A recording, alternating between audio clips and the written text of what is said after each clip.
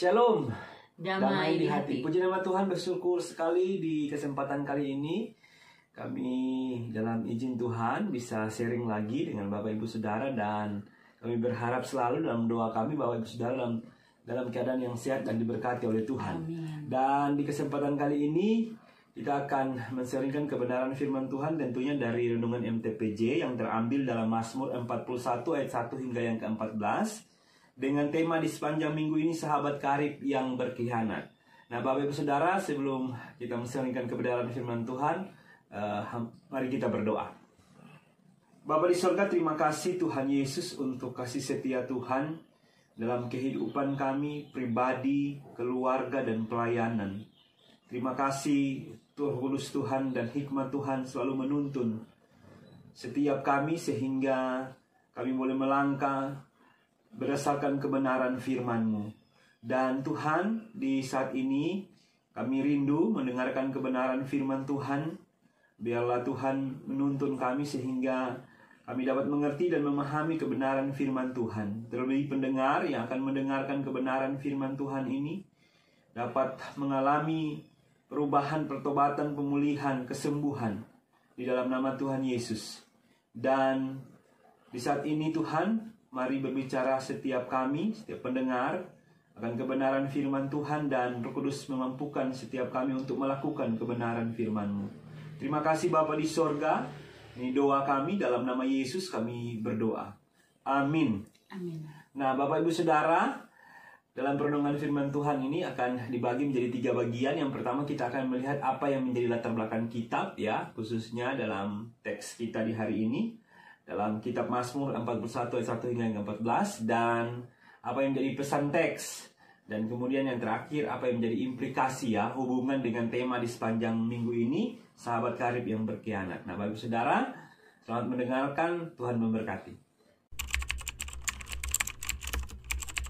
Bapak Ibu Saudara yang diberkati oleh Tuhan, kita akan belajar dari kitab Mazmur yang kalau kita baca, dia disebut juga psalmoi dari kata kerja Yunani psalo, yang artinya itu memetik atau mendentingkan.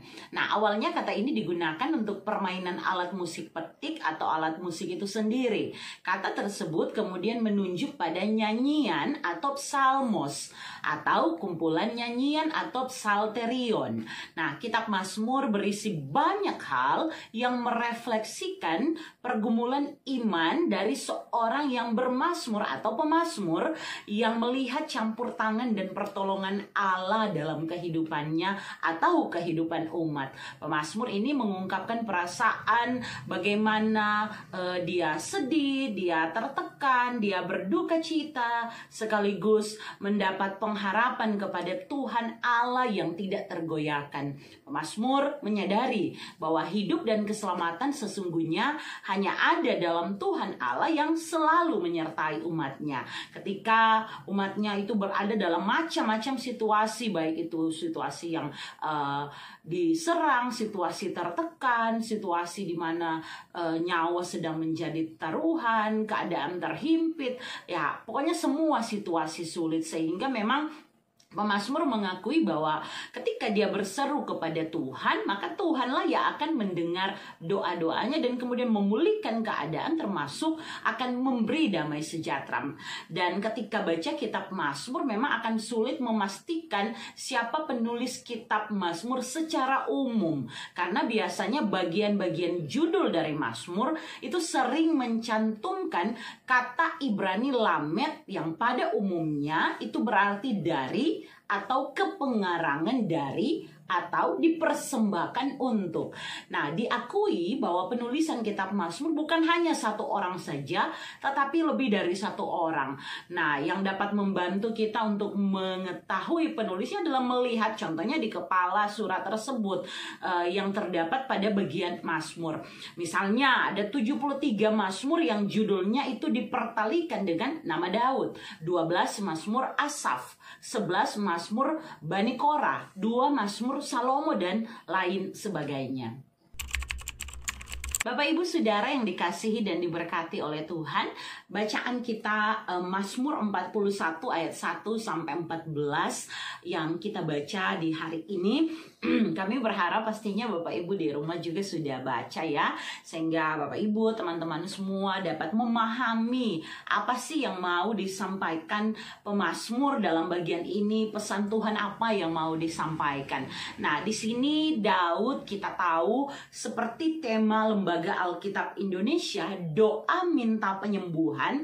Daud menggambarkan dirinya dalam keadaan yang menderita, dalam keadaan yang sakit, dan dia mengekspresikan doanya dalam bentuk mazmur yang dinyanyikan untuk pemimpin biduan. Ada di ayat 1 sebagaimana yang dapat kita baca.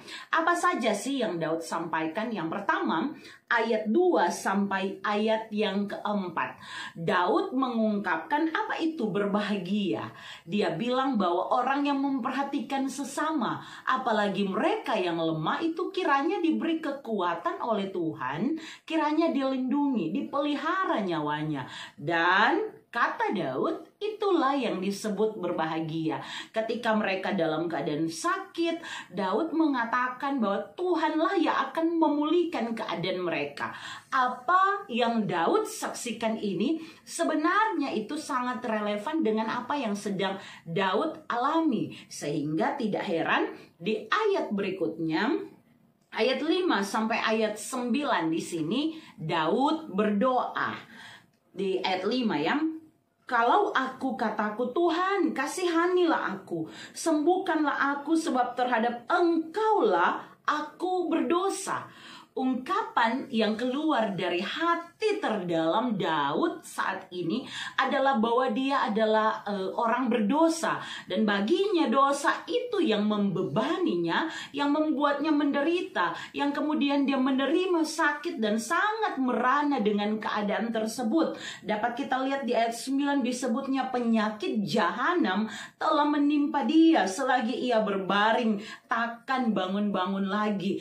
Ini yang dipikirkan oleh Daud ketika dia menemui sakit. Nah, Bapak Ibu Saudara, disinilah Daud mulai curhat bahwa musuhnya itu sudah melakukan hal-hal yang buruk. Mereka mengatakan dan berbuat jahat kepadanya. Dapat kita lihat di ayat 6, musuhku mengatakan yang jahat kepadaku, biar dia mati. Kemudian ayat 7, ada pula kenalan karena datang menjenguk ya. Orang yang datang menjenguk itu berkata dusta. Dan di sini dia bilang semua orang itu benci kepadaku, mereka berbisik-bisik bersama-sama tentang aku di ayat 8. Nah, ini adalah gambaran yang diungkapkan pemazmur bahwa betapa orang-orang dalam keadaan dia sakit pun yang adalah musuhnya mendoakan dia mati, yang adalah kenalannya datang mengunjungi tetapi dengan maksud jahat, yang untuk membicarakan dia di belakang, dan dia mengalami bukan cuma sakit tetapi bagaimana ada di lingkungan yang menolak dia, yang mendoakan yang buruk terjadi kepadanya. Nah, Bapak Ibu Saudara, selanjutnya ayat 10 ini sesuai dengan perikop bacaan kita di sepanjang minggu ini. Pemazmur juga merasakan bagaimana dia ditinggalkan pada saat menghadapi pergumulan. Ada yang bilang biar yang lain bicara buruk, teman-teman pun ketahuan itu tidak setia. Tetapi bagaimana jika sahabat karib? Ayat 10 ya. Bahkan sahabat karibku yang kupercayai. Bagaimana pandangan pemazmur? Sahabat karib, tapi bukan cuma karib, dia pun percaya kepada sahabatnya. Tapi apa yang terjadi? Bukanlah penghiburan, bukan support, bukan dukungan selagi dia sakit.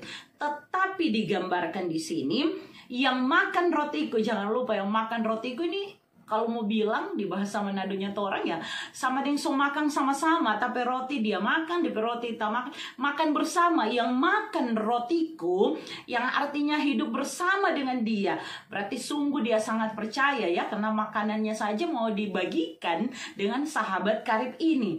Tetapi dia bilang telah mengangkat tumitnya terhadap aku. Apa ini? Ini bicara bagaimana pemazmur lihat sahabat baiknya itu merencanakan yang jahat. Pakai kaki mungkin mau menyenggol, kalau orang Manado bilang mau bawa tali supaya lebih jatuh cilaka. Atau mungkin hendak menendang, merubuhkan seseorang. Dan ini sungguh suatu hal yang tidak pernah dipikirkan oleh pemazmur, bahwa sahabat karibnya itu mengkhianati dia.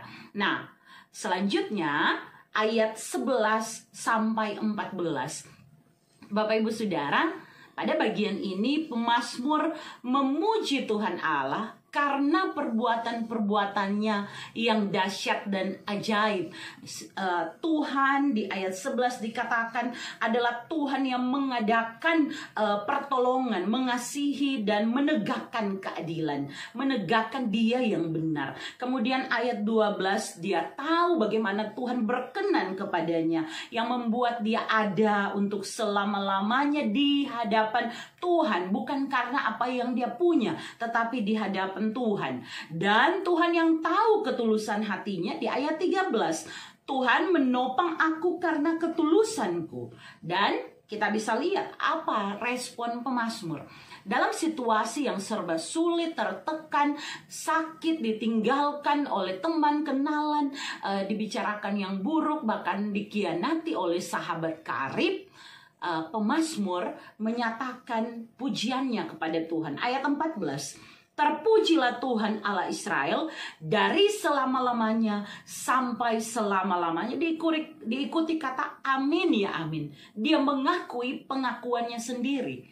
Pemazmur secara pribadi mengungkapkan kesaksian imannya bahwa Tuhan Allah adalah penopang dalam hidupnya, bahwa Tuhanlah yang layak untuk dipuji. Tuhan yang adalah Allah Israel itu adalah Allah yang berhak dipuji dari kekal selama-lamanya sampai selama-lamanya. Dan diakui itu benar adanya. Amin ya amin. Bapak Ibu Saudara yang diberkati oleh Tuhan, tema di sepanjang minggu ini mengenai sahabat karib yang berkhianat dari Mazmur 41 ayat 1 sampai 14. Ini memberi kita banyak sekali pesan. Yang pertama, bicara tentunya tentang sahabat dulu. Dalam Kamus Besar Bahasa Indonesia, sahabat bisa berarti kawan, bisa berarti teman dekat, bisa berarti seseorang yang sangat dekat dalam hubungan pertemanan. Sedangkan arti dari berkhianat itu perbuatan yang tidak setia, yang di dalamnya mengandung tipu daya. Maka berkhianat artinya berbuat yang sangat hina atau tidak memegang janji yang telah dibuat. Maka kalau mau melihat sahabat karib yang berkhianat, ini bisa berarti teman dekat yang melakukan perbuatan yang tidak memegang janji, yang tidak memegang komitmen, yang berlaku tidak setia. Nah, bagaimana sih persahabatan yang sedang kita jalani hari-hari ini? Dapat kita jawab ya, tetapi mari kita coba belajar dari apa yang mau pemazmur ungkapkan. Namun sebelumnya ada hal-hal yang perlu kita lihat, yaitu Daud pemazmur itu di bacaan kita menyebut dirinya hidup dalam ketulusan, dan dia tahu Tuhan tahu dia hidup dalam ketulusan, sehingga pastinya dia sudah memposisikan diri menjadi sahabat yang baik. Bagaimana dengan kita? Apakah kita juga sudah memposisikan diri menjadi sahabat yang baik, sahabat yang belajar dari Tuhan Yesus, yang memberikan yang terbaik tentunya dalam membangun sebuah relasi. Yang kedua, Bapak Ibu Saudara, kebahagiaan yang sesungguhnya itu bukan hanya sekedar ketika kita dapat segala sesuatu yang kita butuhkan, tetapi kata pemazmur adalah saat kita mau bermurah hati untuk memberi pertolongan kepada orang-orang di sekitar, untuk menolong mereka yang lemah. Dan ini pasti selaras dengan apa yang dilakukan gereja Masehi Injili di Minahasa, kita semua memasuki minggu sengsara yang pertama di mana di gereja-gereja itu dilaksanakan yang namanya puasa diakonal ya. Yang tujuannya apa? Tujuannya kita mau saling membantu dengan orang-orang di dalam jemaat, di gereja kita. Dalam kelebihan kita saling mencukupkan ya, menyisihkan yang terbaik, membantu mereka agar mereka juga bisa makan minum seperti kita, dan tentunya bisa semakin bertumbuh kebersamaan, persahabatan, kekeluargaan di dalam jemaat. Nah, yang ketiga, mari kita belajar seperti pemazmur ya. Dia menemui hal yang tidak baik, dia sakit, tapi dia berharap kepada Tuhan. Apapun yang sedang kita alami, kalaupun kita sedang sakit hari-hari ini, ketahuilah yang pasti bahwa kita punya Tuhan yang tidak pernah meninggalkan kita. Mungkin gereja sempat lupa tidak mengunjungi, mungkin gereja sementara bersikap tidak adil, orang-orang di sekitar kita mulai membicarakan, atau mungkin ada sahabat karib seperti yang ditemui oleh pemazmur yang justru dia percaya tapi merencanakan yang jahat, tidak setia, tidak jadi sahabat dalam kesusahan. Namun sekali lagi, penghukuman, pembalasan itu bukan hak kita, tetapi adalah hak Tuhan. Kata pemazmur, Tuhanlah yang akan bertindak dan melindungi, karena Ia tidak akan membiarkan umatnya menderita. Dan bahkan Ia sendiri sudah menderita, sudah rela untuk mati di kayu salib, supaya apa? Kita memperoleh keselamatan. Kita memasuki minggu sengsara, dan itu yang akan kita rasakan. Nah, selanjutnya yang paling terakhir, Bapak Ibu Saudara yang diberkati oleh Tuhan, mari kita memaknai persahabatan yang sedang kita bangun hari-hari ini. Persahabatan adalah hal yang indah dalam hidup ini. Kita mau membangunnya dimulai dari memposisikan diri menjadi sahabat yang baik. Namun memang tidak dapat dipungkiri, seringkali berbagai kepentingan membuat persahabatan itu menjadi retak atau menjadi goyah. Kita menemukan ternyata ada teman yang sahabat yang tidak setia.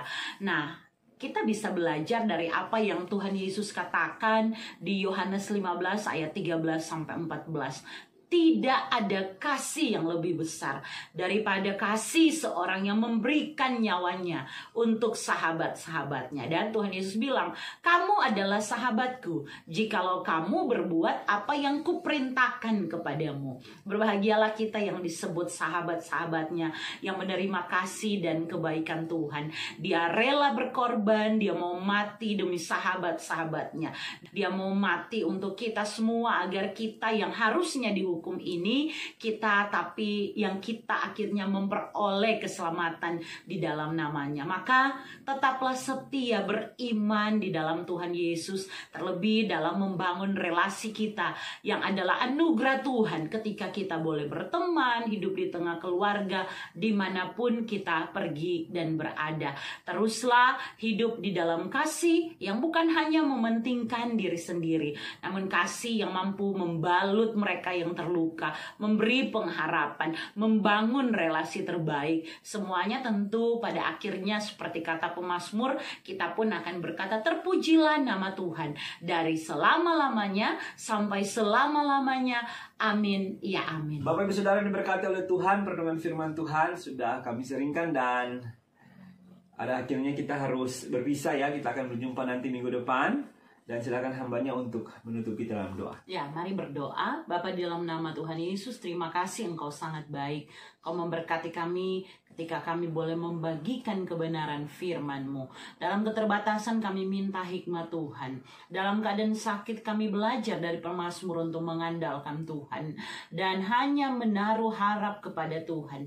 Sehingga kami tidak kecewa oleh orang-orang di sekitar kami. Sekalipun kami ditolak, sekalipun mereka membenci kami, tetapi kami punya kasih dalam membalas setiap perbuatan orang-orang di sekitar kami. Terlebih kami boleh memposisikan diri bahwa kami adalah anak-anak Tuhan. Kami mau jadi sahabat yang baik bagi teman-teman kami. Dalam keterbatasan kami, bagi keluarga kami ada. Dalam kerja pelayanan kami ada dan menjangkau banyak orang. Terima kasih Tuhan, mampukan setiap pendengar untuk melakukan firman-Mu dan mampukan setiap hamba-hamba-Mu dalam meneruskan pelayanan dan berita baik ini kepada setiap orang yang rindu untuk semakin mengenal Tuhan. Dalam nama Tuhan Yesus kami berdoa. Amin. Amin. Nah, pada akhirnya sampai jumpa. Tuhan Yesus memberkati.